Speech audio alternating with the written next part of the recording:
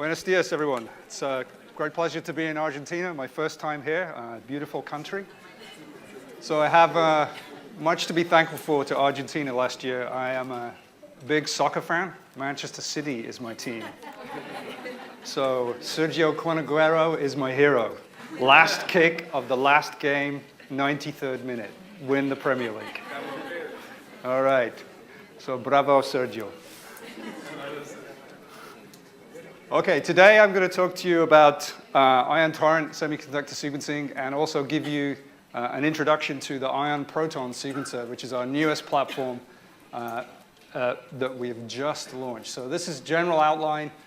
I'll talk to you about how the general principles of ion torrent sequencing, if you're not familiar with them, the general way you construct a library for next generation sequencing, prepare the template, and then we'll do a little bit on the sequences themselves. The software tools that you will need to analyze the data. There is a lot of data produced in next generation sequencing. And then an idea on the performance and some of the data that our users of the system are presenting. And then a little in-depth, hopefully if we have time, and I've got to keep track of the time because Joe has to get a plane tonight, on Ion AmpliSeq, which is our technology for targeted gene resequencing. So we have a tagline that we say the chip is the machine, and that really is true for ion torrent chemistry more than for any other technology out there. The detection mechanism is completely inside the chip itself. So inside our machines, there are no cameras, no lasers, no optics, which makes them very simple. It also makes them very scalable because we can just have different chips at different sizes. And that expands the scale of sequencing we can do. The chemistry itself doesn't require any fluorescence, so there are no fluorescent molecules, no chemiluminescent molecules needed. And it's incredibly fast because we're using chip technology to actually do the detection of the incorporation of DNA molecules.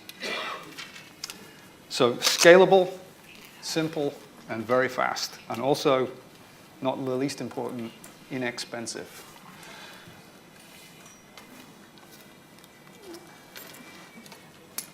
So we view the technology in the same way that the evolution of the computer industry happened. If you think back to the 1960s and 1970s, the computer was a very big piece of equipment that sat in a university or an institution and cost many millions of dollars.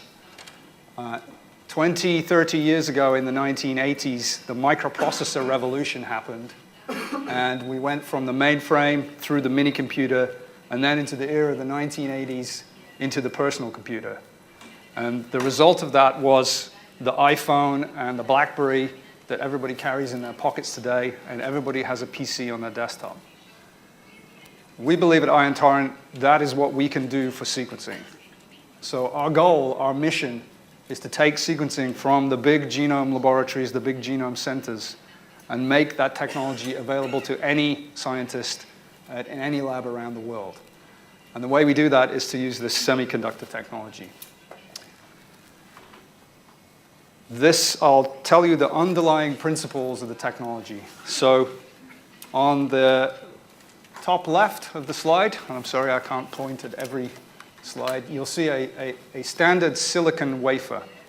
And that wafer is the same wafer that is used in the manufacture of the iPhone cameras. That's what's called a CMOS wafer. And the only difference between our chips and the chips that are in your iPhone camera or your BlackBerry camera is the iPhone camera sees photons, whereas our chips see protons. So they actually sense the output of a proton, a hydrogen ion, and that in effect is a pH measurement. So you can think of this as a very sophisticated solid-state semiconductor-based pH meter. We take that chip technology, and on the right we package it, and you can see the two round circles are the fluidic inlet, and we're flowing liquids across the surface of the chip. The oval-shaped area in the center is actually the surface of the chip itself. and that's where the liquid is going across the surface. And if you zoom in and look at that surface, what you see is the bottom right-hand corner. On that surface are millions of small wells that are about 3 microns in diameter. Underneath that, you can see a green layer, and that is actually the pH sensing layer. So it's a layer in the chip itself that senses the output of hydrogen ions. Underneath each well is a transistor, and so we register that change via the transistor. On the bottom left corner, you'll see how we do that. What we do, that's a cross-section of one well on a chip. Into that well, we place a small particle, we call it an ion sphere. And on that particle, we have clonally amplified small fragments of DNA. And one bead has only one copy of that well after we finish the process. So we flow in one nucleotide at a time, a natural unmodified nucleotide. There's a polymerase attached to the strand, the fragment on the bead. That polymerase will incorporate the first nucleotide if it is a match. That then nucleotide releases a hydrogen ion. The pH in the well drops, and we register a base. So that's the way we call bases with the ion torrent system. And we register that change as a voltage, and then we transform that voltage into the base call itself. And obviously we're doing that many millions of times, and it depends on the size of the chip, how many millions of reactions. So we flow an A, a T, a C, then a G, all consecutively.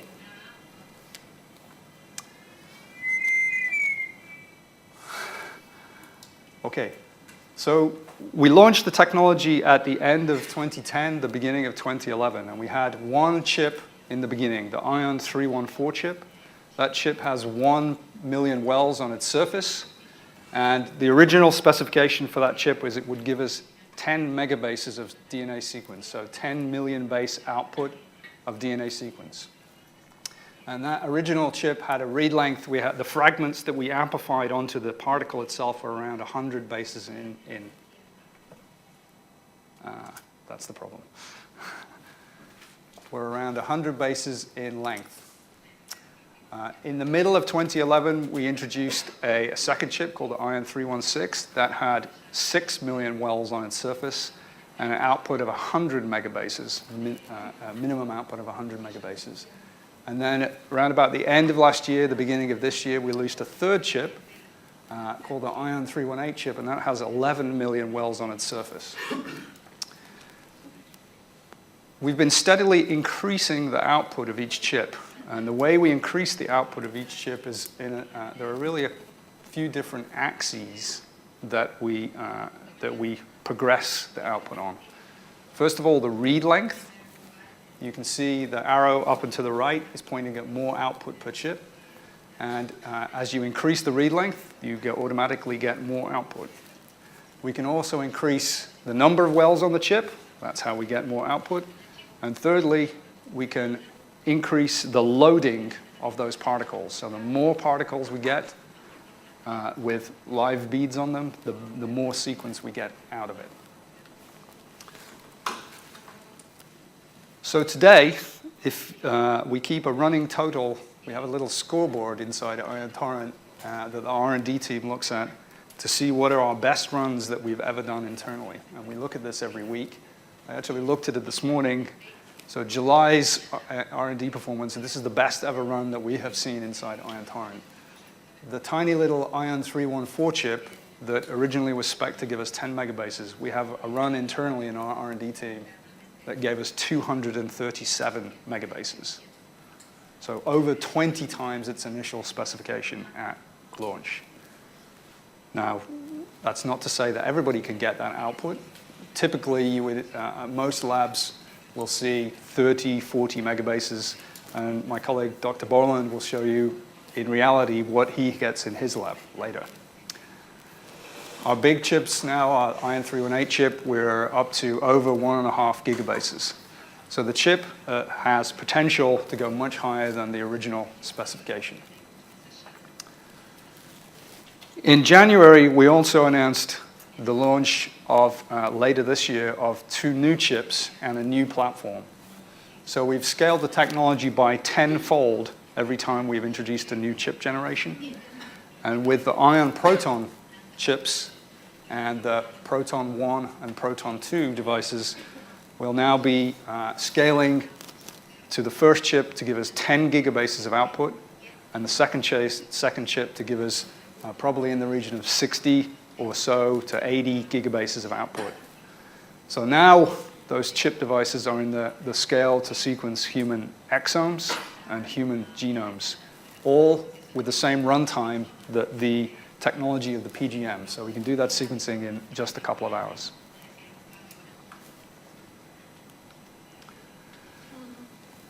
So the chemistry, as I said, is very simple. And the beauty of the technology really is in this picture.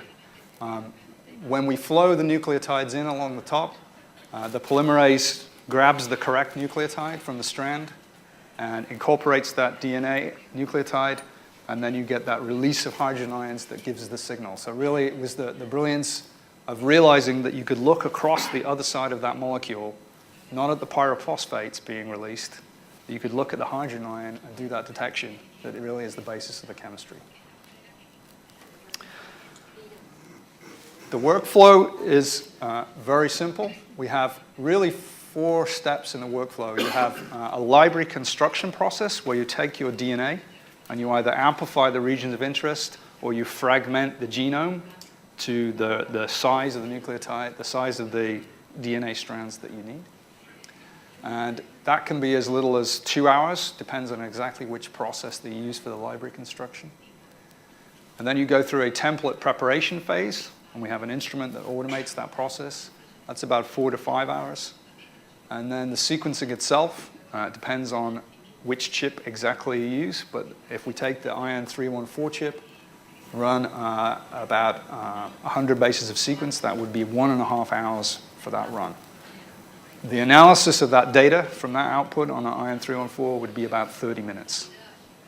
Even on the biggest chip on the PGM, the analysis time is only about 4 hours. So this is something that you could do in a day. Might be a pretty long day. You can certainly do it in a day and a half for the whole process from start to finish. So we've had a great year since we launched. We now have over 1,000 PGMs worldwide shipped and close to near 1,000 installed now. We have a community of members who are interested or work on the ion technology. That's called the Ion Community. And we now have over 10,000 members of that community that you can communicate with and about protocols, about products. And we've been steadily increasing the performance of the system. And by the end of this year, we'll be at read lengths of 400 bases with Q30 quality. So really, the technology has transformed from its earliest generation in early 2011 to where we will be at the end of this year. So let's have a look quickly at the library construction process and the library creation process for Ion Torrent. The process depends on exactly what application you want to do. In this particular slide, what I'm showing is the library construction. For example, if you wanted to sequence a microbial genome or a viral genome on the PGM platform, or, for example, on a human genome on the Proton platform. You take your isolated DNA, you fragment it. There are a number of ways to fragment the DNA, physical shearing or enzymatic that we have kits for. Or if you're targeting genes, we have a multiplex PCR method called Ion AmpliSeq that I'll talk about later. Or there are capture-based methods for hybridization where you can pull down specific regions of the genome that you're interested in. Once you have your DNA of the right size, you ligate on adapter sequences. And that may or may not include a barcode that will allow you to do multiple samples inside the same chip and deconvolute the information at the end bioinformatically. Once you have your adapters on, you then clonally amplify those fragments onto the little particles that end up inside the chip. And that's done with an instrument called the OneTouch. And then you take those particles, you put them inside the chip itself, and then you sequence them on the PGM or the proton. So we have a number of kits and a number of products for different kinds of library preparation. I won't go into all of them. We have the Ion Express PROS Fragment Library Kit is an enzymatic fragmentation protocol. It takes about 2 hours. We have an instrument called the AB Library Builder that allows you to automate that whole library creation process and make 13 libraries at a time. So if you want to sequence multiple patient samples on one chip and you don't want to create all those libraries individually, there's actually an instrument that can do that for you. We have library creation kits for RNA if you're doing RNA sequencing. Tony earlier talked about hypothesis-free RNA discovery. You can do that on the PGM and on the proton with the Ion Total RNA-seq kit. We also have barcodes to allow you to sequence these multiple patient samples. We have 96 barcodes available that are specific to the Ion Torrent DNA protocols, and we also have 16 barcodes for RNA. And also instruments for the sizing of the library, the correct sizing to make sure the fragments that are going into the clonal PCR are correct. I'm going to talk more about this at the end of the talk if I have time, but we have a new technology we introduced at the end of 2010 called Ion AmpliSeq, and this is really a breakthrough technology for targeted resequencing. With this technology, we can do thousands of amplicons and multiplex PCR them together in the same reaction and then go into the preparation process for ion sequencing. We have 3 panels that we have designed for that are available to buy off the shelf or ready to use. The small cancer panel looks at 46 genes, about 700 mutations. An inherited disease panel that surveys 300 genes that are involved in nearly every inherited disease that you could test for, and that runs on the 316 chip. And then a very big, what we call comprehensive cancer panel that actually surveys the full exons of over 400 genes to about 350x coverage, called the comprehensive cancer panel, and that runs on the Ion 318 chip. In addition to those standard off-the-shelf panels, we have a custom process that I think Anna mentioned in the beginning that should be coming soon, or Tony mentioned, coming soon to Argentina, where you can request a design for any genes or any region of the genome, human genome right now, that you're interested in. And we can do up to 3,000 plex per reaction.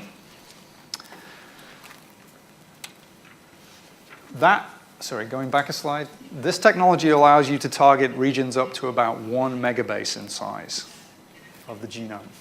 If you really need to go much bigger than that, we have also a technology based on hybridization called TargetSeq, and that can target regions from 1 megabase to 10 megabases in size. With that, it's a custom product again, great reproducibility, simple analysis, and some metrics are shown here for a particular panel. I believe this was a cancer panel, about 2 megabases in size. So we were sequencing to about 600x read depth with this particular panel. The next scale up from that even is to target the whole exome, all the exon coding regions of the genome. And we have a new version of our TargetSeq exome kit coming out with the launch of the Proton platform in the end of Q3, called the Ion TargetSeq Exome V2. And that's a 50 megabase design. It targets 50 megabases of the genome, all the coding regions, or as many as we can get. It's about 40 megabases of exons, plus microRNAs, plus cosmic variants, plus all the tRNA, long non-coding RNA, and SNO RNAs. So that's going to be the product that if you're interested in exome sequencing for the Proton platform. So next, you've made your library. You've decided what region of the genome or what area of the genome or which particular genes you're interested in. and you've created that library. The next thing you then have to do is to amplify that material onto the particles to get it ready to go into the ion chip. And that's called what we call template preparation. And we use two small instruments called the Ion One-Touch system. And these are very small. They're about this big in size. You can see about 36 centimeters and 28 centimeters. And that completely automates this template preparation protocol. And I'll show you how it works. So inside the platform itself is a small plate. We take the particles and we place them in a reactor with some oil. And this is an emulsion PCR-based process. And we arrange the concentration of the aqueous phase with the PCR components, the particles, and the DNA such that it generates an emulsion droplet with one particle and one strand, one molecule of DNA. So we create those emulsions, and then those emulsions are flowed into the PCR plate. You can see in the middle. And that PCR plate is held at two different temperature zones. So as the droplets move up and down in the plate, they are thermal cycled. So we get the fully extended population of particles at the end. Some don't amplify. And we have to separate the well-amplified particles from the not amplified particles. And the way we do that is on the second device called the One-Touch ES, or the enrichment system. So this uses a standard streptavidin magnetic biotin streptavidin separation method. It's a very simple piece of equipment. It takes about 30 minutes for that protocol to operate. So really, it's a very simple workflow. It takes about 4 to 5 hours. And you put the sample at the beginning of the one-touch. About 4 hours later, you get your amplified material out. About half an hour to 45 minutes for the enrichment step. And then you're ready to go into the chip. So at that point, you're in the sequencer. So the PGM, we talked a little bit about at the beginning, runs the three chips, the first three chips, the Ion 314, the 316, the 318. It runs very quickly. It's a very simple piece of equipment. Inside the platform is really only some electronics and a little bit of fluidic handling. So a very simple, robust platform, and allows us to get very quick run times as low as 1.5 hours. If you're doing an RNA sequencing, you typically only need 30 to 50 bases, and that can be as low as 30 minutes for that kind of sequencing. It comes with a server, and the server does the base calling and alignment to a preliminary reference genome. It can also do the variant calling. So there's a piece of software that runs on the Torrent server called Torrent Suite that handles the base calling, the mapping and alignment, and the variant calling itself. I'll go into more detail on the software a little bit after we talk about the Proton, because the software is actually common to both the PGM and the Proton platform. So the Proton system is our latest generation device, and it really enables us to get to this exome and genome scale of sequencing with the ion technology. And the difference between it and the PGM is really the internal electronics and computing power that are needed to process chips that have 165 million or 660 million wells on the surface of them. So it really is a much more heavily compute-intensive process when you're doing genome scale sequencing and exome scale sequencing. So there is a lot of compute just inside the instrument itself. And then we can talk later, we'll talk a little bit later about the computer. The instrument will run 2 chips, and the instrument is already ready to run both chips. There is no upgrade or change to the hardware itself that will be required to run both Proton 1 and Proton 2. And what these chips will enable you to do is to get to human genome scale sequencing or exome scale sequencing. 10 gigabases on the Proton 1 and up to a 20x to 30x human genome on the Proton 2 chip. The runs will take a couple of hours for 100 bases, maybe 3 to 4 hours for a 200 base read. And US pricing will be around $1,000 per run. You can run 2 exomes on the Proton 1 chip, and the Proton 2 will run a single human genome or up to 8 exomes per run. So this has been the goal of the community for a long time. How have you gone from the $3 billion human genome 10 years ago? We now have a platform today that will allow us to do a human genome in a few hours for just $1,000.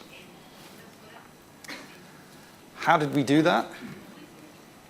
The chips that we used on the Ion 3 series chips, the PGM chips, were made in semiconductor factories that are the equivalent of your computers from 15 years ago.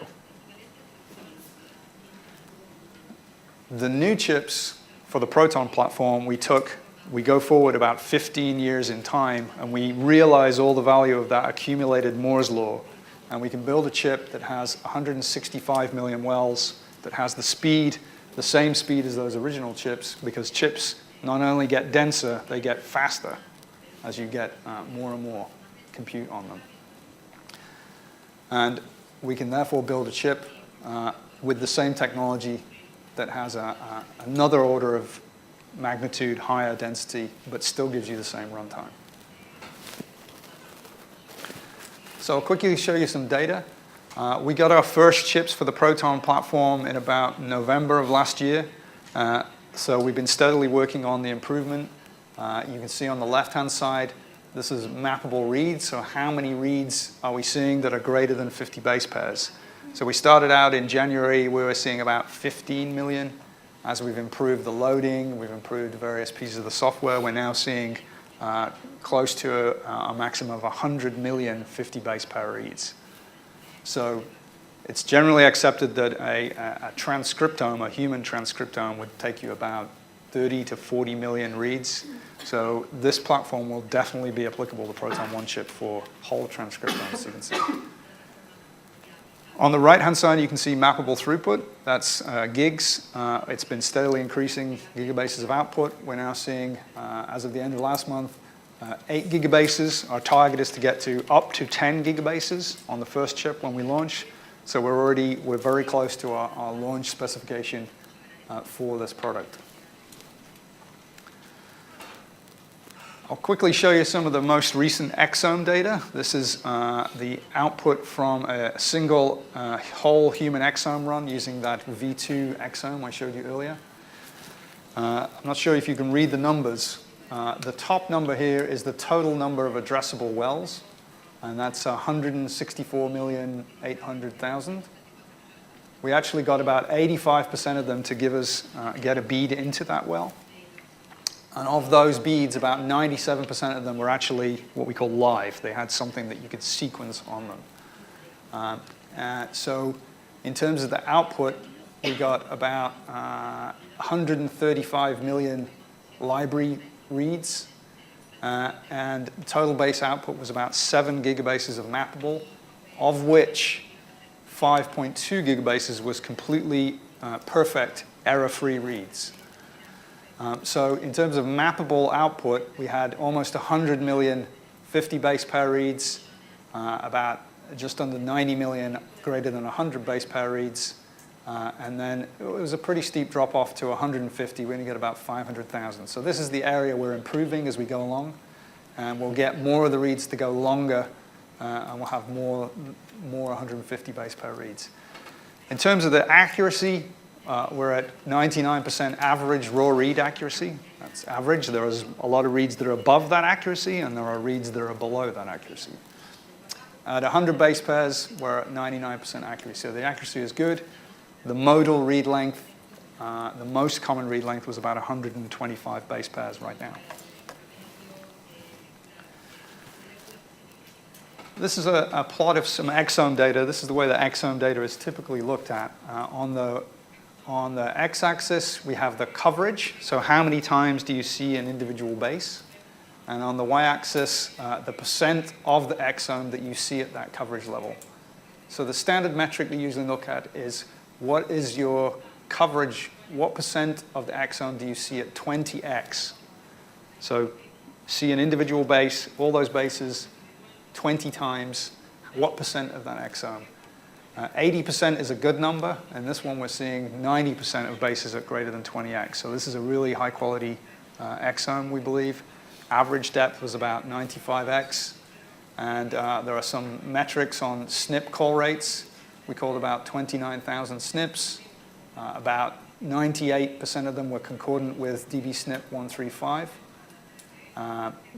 If that number is 98 or 99%, that's very good.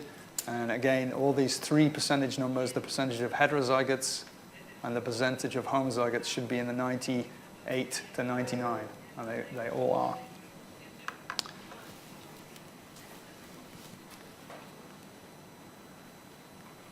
Okay, I'll move quickly to talk about the software itself. The Torrent Suite software comes pre-installed on the server. It runs as an enterprise solution. It runs directly on that Torrent server, and it will support both the Proton and the PGM platform.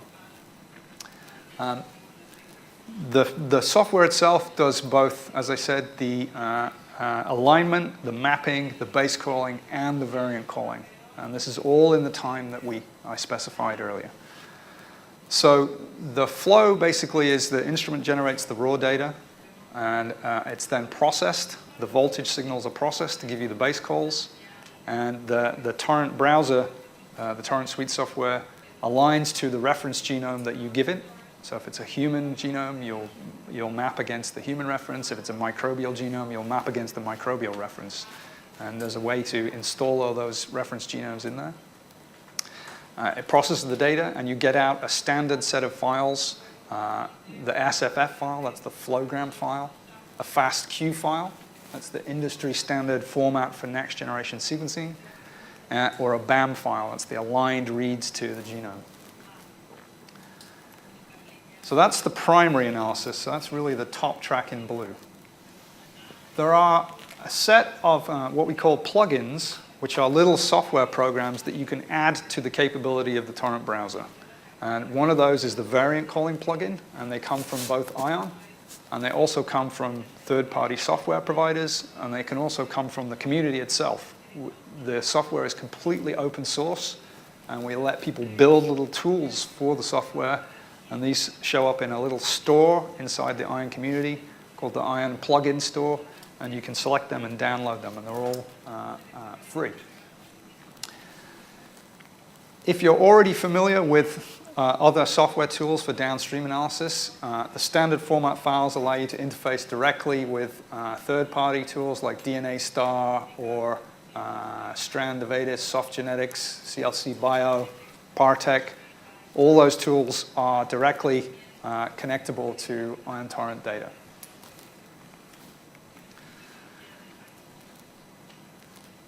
So one of the things that we've had to tackle as Ion is how to make the analysis get faster. And obviously our chip output, and especially with the Proton 1 and Proton 2 chips, our output has been getting much, much faster, and we need to get the analysis time to match the runtime of the sequencer. So the software team is doing a great job. If you look back to software version 1.5, which was probably the late last year, our Ion 318 chip analysis time was probably around 14 hours. That's too long. We need it to match the output of the sequencer rate, and they've been working very hard on that. And today, it's about 4 hours, and we're projecting it'll go down even further. So we're expecting that the Proton system will have a whole human genome analyzed in about 12 hours. So you can do the run in one day, and you'll be able to go from mapping, alignment, and variant calling on the human genome within the same 24-hour period.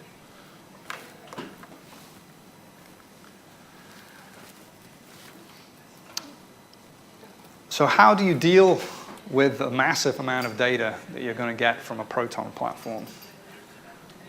The standard way today, if you buy a first generation of the older generation of platforms, is you have to buy the sequencing platform, and then you have to spend an awful lot of money on a very big compute infrastructure. The Ion Proton platform Actually, the server that comes with the platform is a standalone tower. And it will actually do all that processing, base calling, and mapping and alignment directly inside that server itself. So there is no extra compute that you need. The simple tower device that comes along with the Proton is enough. If you want to go even further, we have another piece of software called Ion Reporter, and that's a cloud-based solution. If you don't have the infrastructure or the compute capability to store all that data for the long term, then we can port that data up into the cloud, the Amazon cloud, and then store the data and do the analysis up there. And in addition to the mapping, the base calling, and the alignment, it will also do the annotation to find the biological meaning behind your variants and then report that as a reportable output.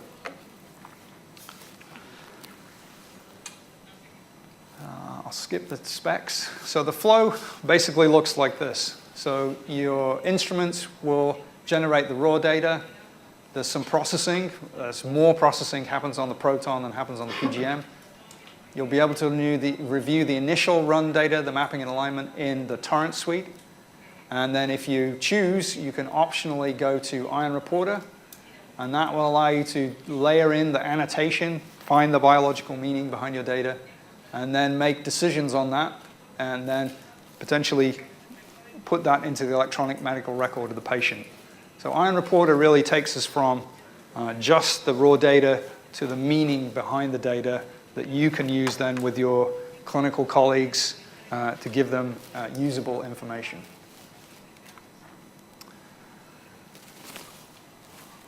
We're good? We're good? All right. Just checking on time. So a quick tour through Ion Reporter.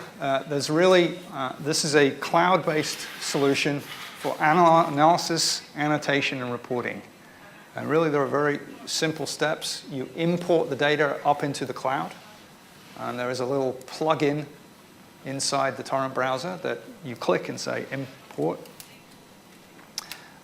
You analyze the variation you see in your gene panel or your exome and then potentially your genome. And you can do that across 1 or 2 or 3 samples. So if you have family trios, you can analyze up to 3 samples. If you want to do tumor normal matched pairs to look for the difference, you can do that as well in Ion Reporter. You then translate that material into an adjustable report, and then you can output the report and come to a conclusion, and then store that data in the cloud, so you don't need to purchase that expensive compute infrastructure.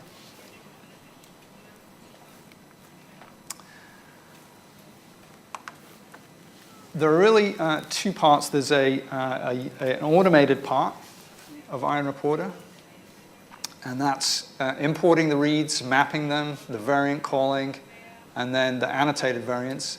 And you can set up a process by which you do this the same way every time. One of the important things in next-generation sequencing is to make sure you're analyzing this data in the same way each time. So Ion Reporter can actually set up a locked workflow that you filter the data in the same way, you look at the variants in the same way, and you use the same criteria to assign the value of those bases the same every time. Once you have that state, you can then, that data can go to a user who then verifies that the variants that Ion Reporter or the variant caller is called are indeed correct. So you can be confident, you can drill down and look into the data, make sure the annotation is relevant, and then finally, somebody else can then come in and say, okay, I agree that all that data is correct, I sign that it's good, and you have the final report out to your clinical colleagues or your physicians. So really, this tool is aimed at clinical practice.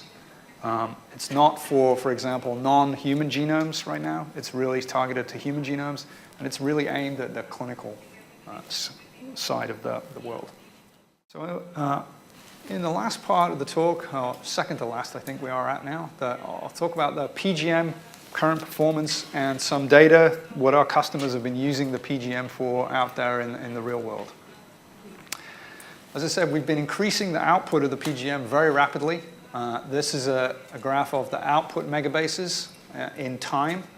So we're up to this was about June And you can see the Ion 318 was generating 1,500 megabases. Our best runs internally, 1.5 gigabases.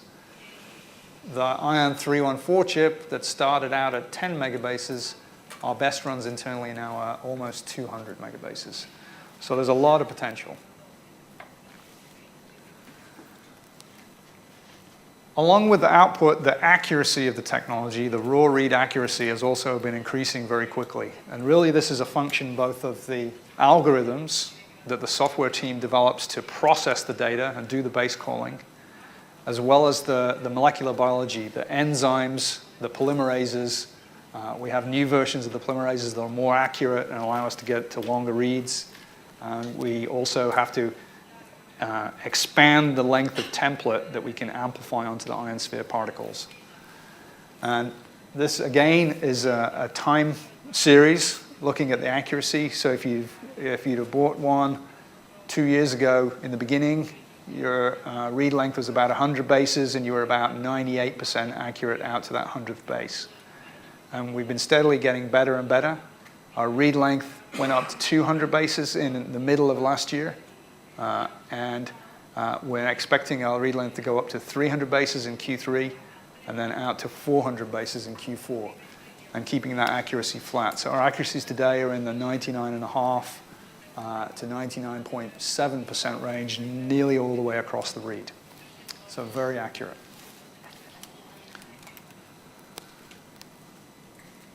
A quick look at 300 base reads. So this is the coming quarter. So by the end of this quarter, we'll be up to 300 base pair read length. This is a data set that is available on Ion Community. If you want to download and look at this, you can just go to Ion Community, register with the community, and download it. We're about 99.5% accurate about to the 300th base. This is the distribution of read lengths. You can see the peak here, and the mode is at almost exactly 300. And the quality of the bases, so this is the Q score, the Fred score. You can see the vast majority of the bases are over Q30 in accuracy. So the technology is accurate. It's highly useful for variant calling, and it's certainly as good. So the mean raw accuracy here was 99.7. Looking forward to the end of the year, we've been working on the 400 base read length. So now you can see what our 400 base reads are looking like, and we're 99.5% accurate out to the 400th base in this data set. Again, if you want to look at this, you can actually download it and look at it for yourself.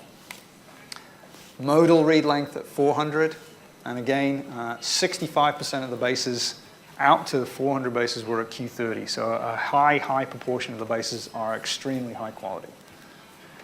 So this really enables pretty much all applications that any capillary sequencer can do pretty much now. At 400 base read lengths, things like HLA and 16S metagenomics can all be done on these kind of platforms.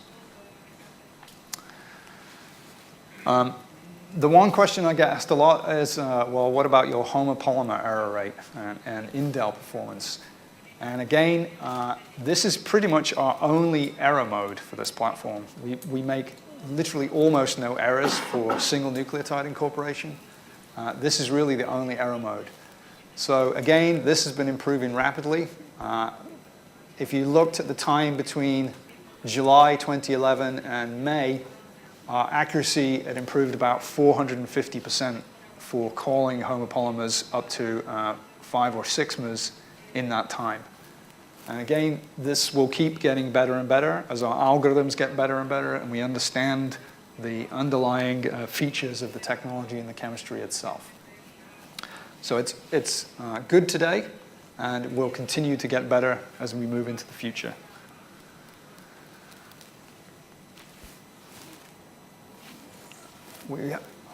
This section, I'll show you some of the examples. These are all papers that are published now on Ion Torrent. We have a number of published papers using the Ion technology. This was the very first one. The cute guy that you see there is actually a Tasmanian devil. And that was a sequence, they were using sequencing SNPs to validate a particularly aggressive cancer, an infectious cancer in these poor animals that live in Tasmania. And a great little paper. There was our Nature paper, so we had the honor to actually get a publication in Nature on the technology itself. If you wanted to look at the underlying principles of the technology, how it works, how the technology scales, you can go to that Nature paper authored by Jonathan Rothberg, our founder.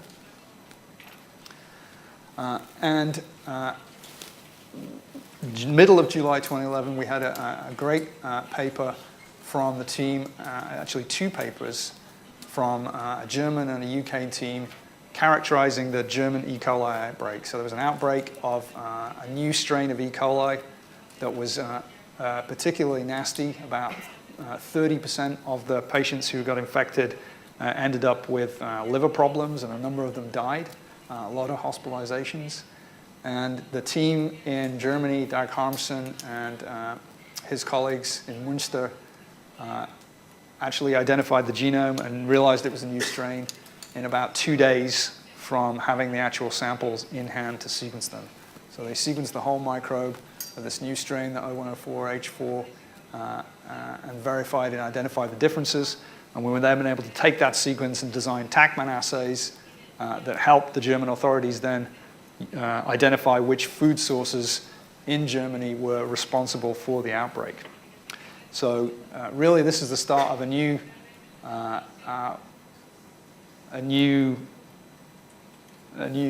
type of work called microbial epidemiology. You can think about now surveying hospitals to look for nosocomial infections to see where the source of these bacteria and what strains are coming from. There's a whole new area of research opening up as a result of this. This was the second paper from a group in the UK. They did the same thing. Two independent groups, both used the ion PGM to do the sequencing, and within a few days of each other had both deposited the sequence and then published the papers. It was really pretty incredible. We had another group in Australia who then sequenced multi-drug resistant Staph aureus. And what they wanted to do was look for, they did the whole genome sequence on Staphylococcus aureus to look for vancomycin resistance. So they wanted to know what strains and what mutations were arising in the population and how those resistance mutations changed across the patient's treatment with vancomycin. And they did that by sequencing that whole organism genome again on the PGM. So that's another great paper. We had a group in Southern California who then used PGM to detect variants in cystic fibrosis, so one of the most common inherited diseases in Caucasian populations. And they assessed the 23 standard mutations that are involved in cystic fibrosis and published a paper on that kind of testing. So they were very happy with the results. Another microbial paper, Neisseria meningitis. This was again, another group in Germany sequencing this genome. And the last comment the authors made in the paper, taken together our first experience with the use of ion torrent PGM, was very positive with respect to speed, accuracy, and the lack of necessity of further data editing. So that shows you that the quality is good enough for publication in these reputable journals. This is actually our first paper from Latin America. So a group in Brazil published an organism. This is a marine Vibrio organism. They published the genome. It's about a 7 megabase genome. And they sequenced this organism and published in the Journal of Bacteriology. So our first Latin American paper. I think one of the publications we're most excited about is this one from a group in the US. And they used our Ion AmpliSeq cancer panel. So this is our 46 gene panel looking at 700 mutations to look at a young child who'd presented with a glioblastoma. And they actually operated on the child, removed the tumor, and then the tumor regrew, and they sequenced it again. And they used the Ion AmpliSeq cancer panel And they only required 10 nanograms of material from that biopsy to actually get the sequence of and identify mutations in that patient's sample. And they could actually see reads a mutation in the MET gene down to about 5.5%. And they also saw another sample that had 3 reads indicating about a 0.25% prevalence.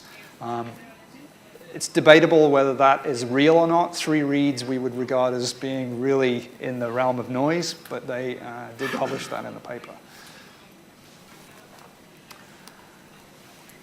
More recently, we had a group who did 5-hydroxymethyl-cytosine validation. So this is sequencing methylation status, hydroxymethylated CPG islands, and they verified the presence absence of 5-hydroxymethyl-cytosine at 57 of 59 individual cytosine positions in these CPG islands. So this is methyl-seq or methylation epigenomic work on the PGM. And just a couple of weeks ago, we had our first RNA sequencing paper. This is a microRNA RNA-seq experiment on knockout mice. And they used our total RNA-seq kit to investigate. They looked at found or identified a couple of hundred mature microRNA-seq species and looked at all the population of those microRNAs in a sequencing reaction. I think the last example I'll talk about before we move quickly on to AmpliSeq is a genotyping by sequencing example. So this was a collaboration we did with the US Department of Agriculture and Kansas State University. I know agriculture is very important in both Argentina, Uruguay, and around Latin America, Brazil. And genotyping by sequencing is a really nice tool to allow you to do plant breeding or animal breeding, for that matter, for genomes that aren't well characterized or are very large. So if you take, for example, the barley genome, that's a 5 gig diploid genome, or the wheat genome, that's a 16 gigabase, and the human genome is obviously only 3 hexaploid genomes. So these are very complex, they're not well annotated, and sequencing that whole genome to look for these phenotypic traits is not very easy. So genotyping by sequencing provides an approach to reduce the complexity of those genomes and sequence for the genotypes. And basically what they did here, you can see on the left-hand side, is to restriction digest with a couple of restriction enzymes into small fragments. Then they ligate those together and create a molecule with adapters on it that they can sequence and then look for the traits, look for the SNPs. So it really, this example on barley, we targeted the genomic sequence flanking these restriction enzyme sites. It's a very simple process, requires much less DNA than normal, completed in a couple of steps. The approaches are detailed in a couple of papers that are well known if you're aware of genotyping by sequencing. And basically the only difference that we took from these 2 papers was to go from a 1 enzyme system to a 2 enzyme restriction digest system. In the experiment, they used 4 barley samples, 2 parental and 2 F1 hybrids. They isolated the DNA. They used a multiplexed sequencing approach, so each SNP that they were looking at had a particular barcode associated with it. They can multiplex many of them together, use 200 base sequencing. And we were calling about 5,000 SNPs per sample using an IN316 chip, and very good agreement to their existing Illumina technology that had used previously. Okay, so the last part of my talk, I'll do a little bit and cover the ion AmpliSeq technology for ready-to-use and custom panels. So the ion AmpliSeq technology, as I said, is really a breakthrough technology for targeted resequencing. It makes targeted resequencing as simple as a PCR reaction. We can take up to 3,000 primer pairs per tube today, and from just 10 nanograms of starting DNA, go amplify those targets and sequence them and go from DNA to annotated variants in about 10 hours. So the really breakthrough things about this technology are obviously the level of multiplexing we can achieve, and this is just the start. We can go much higher than 3,000 plex, and the amount of material that you have to use to start with. So if you're working with tumor biopsies or heterogeneous tumor samples, you typically might not get very much material, and 10 nanograms can be a really enabling technology to start with those small samples. The workflow for AmpliSeq looks like this. The actual, if you're doing a custom panel, you're designing your own, that process takes about 2.5 hours to design the panel. Once you have your panel, or you take an off-the-shelf panel from us, that process is about 3.5 hours for the AmpliSeq reaction. And then from then on, it's the standard ion torrent sequencing process. About 4 hours for the template, a couple of hours for sequence, and about half an hour to analyze the data.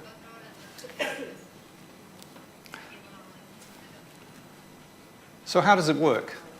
We take the isolated DNA, and we have a special master mix. And in that master mix, we put some novel bases. And with the primer sequences are shown in orange on this graph. So we amplify the regions of interest in a multiplex reaction. And then we run a digestion reaction, and we actually digest away the ends of the primers, as well as any primer dimer that is formed in the reaction. So primer dimer is the thing that you don't want to take into sequencing, because you would get garbage information. So this digestion reaction removes all the primer dimer. It removes the ends of the primers. This leaves a few bases on either end. And then you have each of your individual amplicons PCR'd up from the genome and ready to go into the ligation step, where you ligate on the adapters that allow you to put those fragments onto the beads with or without a barcode, and that's it.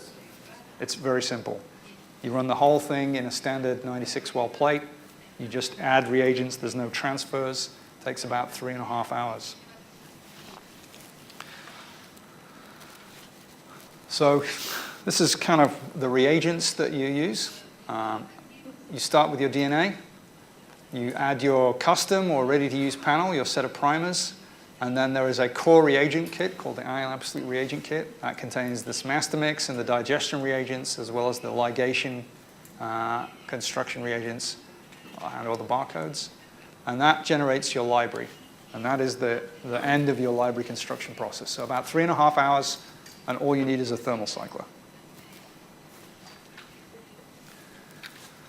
You go into the AmpliSeq from the AmpliSeq library, you go into the OneTouch. You then go into the PGM, and then you can go into the torrent browser or the Ion Reporter application. So that takes about a total of 10 hours from start to finish. So easily in a day, a long day, or a day and a half if you work overnight. We have 3 panels that I discussed. I'll go into each one in a little bit of detail. The first panel we launched is the Ion AmpliSeq Cancer Panel. That contains hotspots, the mutations. We're targeting the mutations in 46 genes. We're actually targeting about 739 mutations. And you can see from the collection of genes that we have, these are really all well-known and associated to cancer. And in particular, they tend to be genes where we know you can make conclusions about the results of the mutation status of the patient.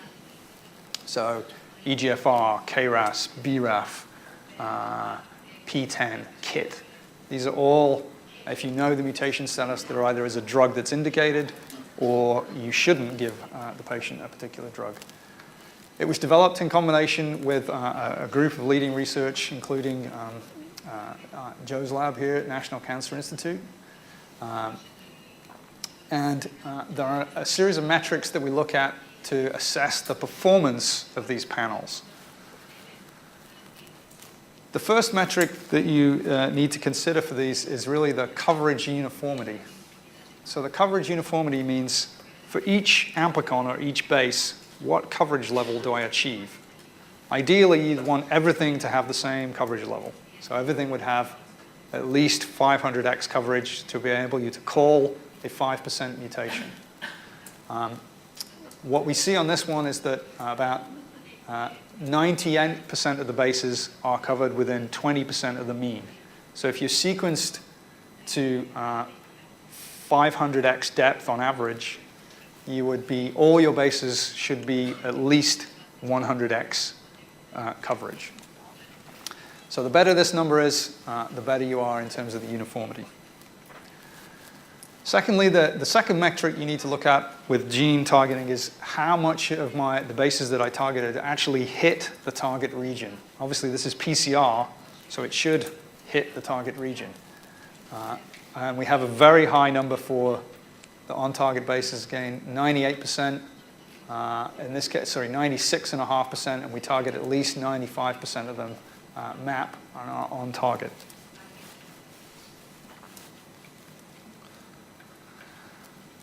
The panel allows you to detect with the coverage levels. This particular panel runs on an Ion 314 chip, and as long as you achieve 300,000 reads with the panel, you can detect a variant with a frequency as low as 5%.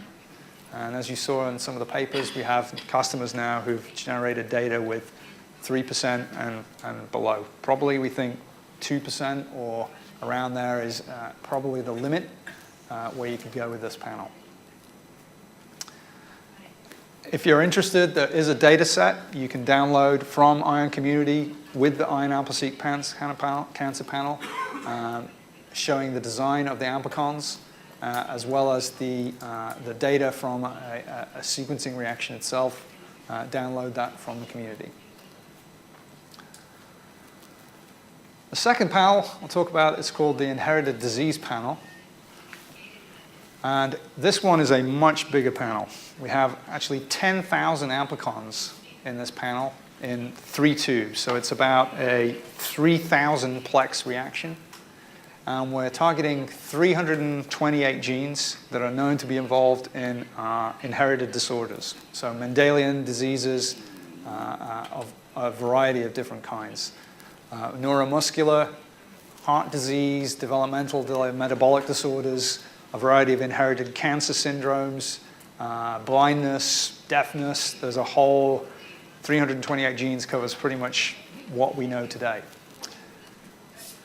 That panel runs on a single Ion 316 chip and allows you to detect these heterozygous mutations. So you have one chip that will allow you to do sequence the full exons of 328 genes in a single day and get to that annotation in those data. Developed again with a set of researchers in the US.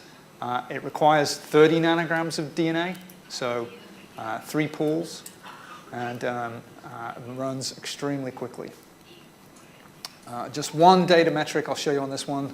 Even though this is, again, a very big panel, we're getting almost 90% of the bases covered at about 20% of the mean.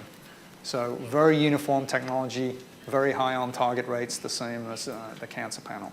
And again, if you want to see a data set, very high accuracy, 99.5 to 99% out to nearly 200 bases. You can download this from our community page. The last one is our comprehensive cancer panel. And this is really a very large panel, allowing you to do a broad survey of the coding regions of 400 genes. So we have 409 genes. We sequence the full exons of those genes. Again, we got the gene list by collaborating with a number of leading research institutions, Yale, MD Anderson, Baylor, Johns Hopkins, and it runs on an single Ion 318 chip to give you about 350x depth coverage and requires just 40 nanograms of DNA. So with an Ion 318 chip, you can really survey now a massive number of genes and look for driver mutations that you didn't know the significance of. And it targets various pathways. It covers cosmic mutations, multiple types of tumors, all kinds of genes are targeted. And again, we have high coverage uniformity. This is, we expect it to be greater than 90%, and we're showing data that shows we get 93% of bases covered with that 20% of the mean. So with this panel, you can really think about looking for mutations that you don't know the significance of. What are the driver mutations for various tumors? You can go back, look at all your banked FFPE samples, and see for a particular class of tumor what mutations are really driving those tumors. All kinds of possibilities open up. And again, there's a data set. Should you wish to look at it, you can download from the Ion community.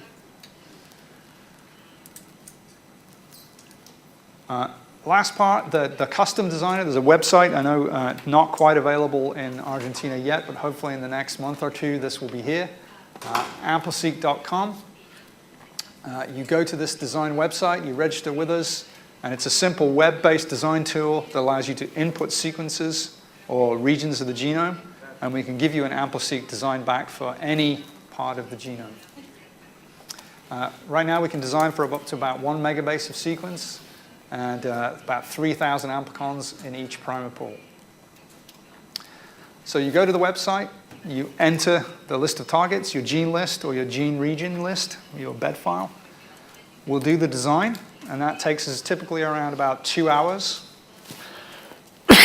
Excuse me. And you get an email back when that design is ready, and then you can review the design, and within the designer, you can click a button and pull up the UC Santa Cruz genome browser and look at the design we've given you back. Make sure you're covering the amplicons we give you, cover all the regions that you're really interested in. You get a series of metrics about the coverage rates, how much we're designing for, and then you can decide to place your order or go back and do something different and target different parts of the genome. Once you've placed your order, it takes about 2 to 4 weeks for us to get the oligos to you, and they come in 1 or 2 pools, depending on how you do the design. If you do a full exon-based design, it's most likely to come in 2 pools, because we have to, when we tile the amplicons, we can't have them directly overlapping, so we have to split into 2 pools. If you give us a hotspot design, in other words, you target discrete regions of the genome and they're separated, well, we can give you a design in a single pool.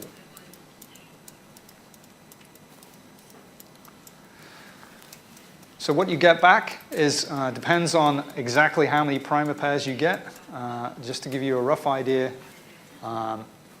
if you had 192 primer pairs in your design, that would cost you around about $1,300 US, maybe a little bit more in Argentina.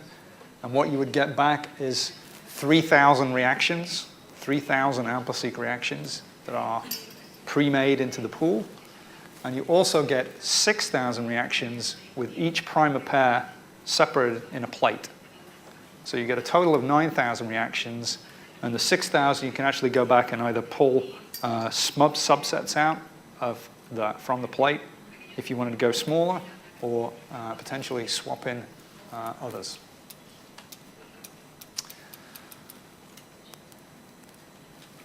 So we target, if you're doing somatic mutation work, we target that you should get 500x coverage, and on the 314, that will allow you to design panels that are in the range of about a kb to about 500 kilobases in size. And if you're looking only at germline variants, we expect you should target about 20x coverage for each base, and therefore it allows you to design bigger panels from 10 kb to up to a megabase of sequence. Lastly, a quick word on the community. This is our open source for all the protocols, the data sets, the source code. We even post the source code for the torrent browser on this one. If you're a software guru and you think you can do better algorithm design than our software designers, you can actually download our source code and have a go at doing that. You can make your own plugins and post them up to the community if you design a little tool, and it's all there. We actually have a place called the Ion Recognition, and if you can post your runs on the PGM, a summary of the information on a particular run on the PGM, and if it's one of the best runs of the month, the most output, we give you a prize, and you can get up to $5,000 if you have the best run of the month. So you can see everybody's runs on the community, who's got the best run, and you can actually challenge each other.